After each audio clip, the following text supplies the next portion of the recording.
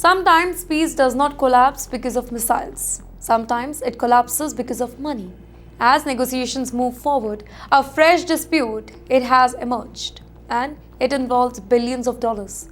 Ladies and gentlemen, reports suggest Iran wants access to frozen assets before fully moving ahead. In the meantime, American officials reportedly want commitments implemented first before any money changes hands. In simple terms, both the sides appear to be asking the same question here. Who moves first?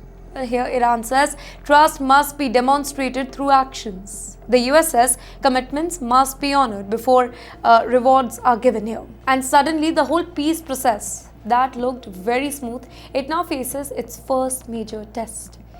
This is why diplomacy is often compared to walking on a tightrope.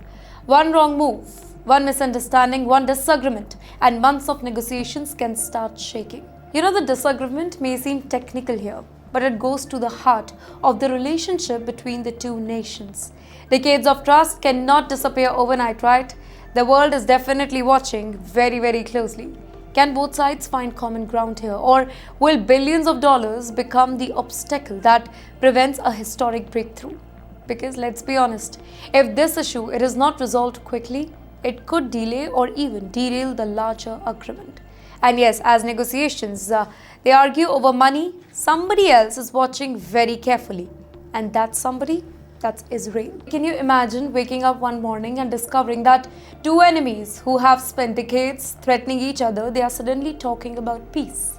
Well, ladies and gentlemen, that is exactly what appears to be happening between the U.S. President Donald Trump and Iran. Now, for months, the world watched tense situations. There were missile threat, there was economic sanction. In fact, there was warning of escalation, fear that one wrong move, it could trigger a wider conflict across West Asia. Many experts, they believed that the entire region was heading towards another dangerous confrontation. And now reports suggest a draft peace agreement, it is almost ready. But this is not a small agreement.